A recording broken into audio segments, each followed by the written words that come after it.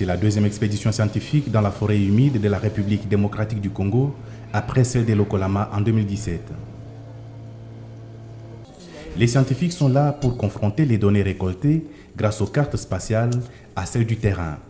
Nous avons planifié au total 4 transects et ça c'est le tout premier que nous allons parcourir et on va continuer comme ça jusqu'à un peu en amont d'Ingende. Mais bien avant d'affronter la forêt, ils doivent affronter d'abord la communauté locale. Ce matin-là, l'équipe s'apprête pour une longue journée dans la forêt. Avant de bien travailler, comme on dit, il faut manger, on veut prendre son petit déjeuner. Et donc, on est en train de se préparer pour affronter cette grande expédition, y prendre part en fait, et voir ce que c'est réellement. Pendant 2 mois, les chercheurs devront parcourir plusieurs kilomètres de cette forêt primaire dans la province de l'Équateur pour y prélever des échantillons de tourbes, mais aussi de la végétation qui compose ces écosystèmes particuliers. Vous avez remarqué qu'on a quitté presque la petite forêt. La petite bande de forêt est juste riveraine. Et ici commence cette végétation avec les palmiers rotins. Ce sont les rotins. Et ça, c'est une végétation que depuis que nous avons commencé à explorer, nous n'avons pas encore rencontré dans les tourbières. Donc cela ajoute aussi comme type de végétation que nous n'avons pas su, juste en utilisant les images satellitaires. On a déjà travaillé dans l'autre côté, à Congo-Brazzaville, et maintenant, on a besoin de plus de données ici dans le RDC.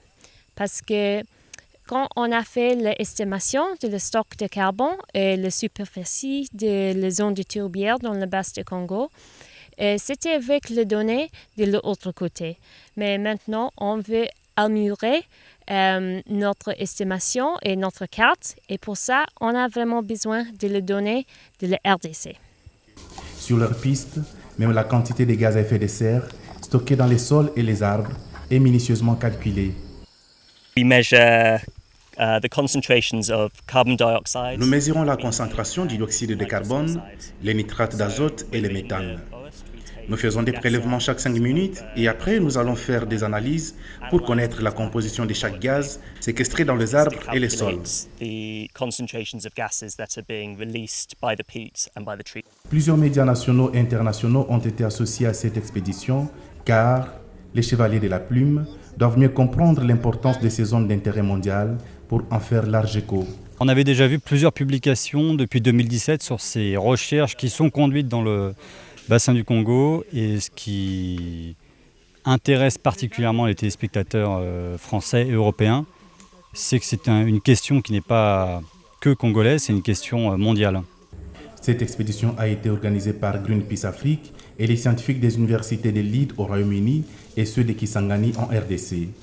Elle s'inscrit dans le cadre du projet Congo Pit, lancé en 2017. L'expédition à laquelle nous participons aujourd'hui était importante parce que, après avoir identifié le tourbière du bassin du Congo, d'abord le scientifique devait revenir pour continuer les études de la fois passée. Donc pour nous, il était important d'avoir cette information, de discuter avec les scientifiques, discuter également avec les communautés qui vivent dans ce tourbière afin de recueillir leur impression par rapport à l'existence même de tourbières, mais aussi à différentes solutions qu'ils ont toujours proposées pour la protection de ce tourbière.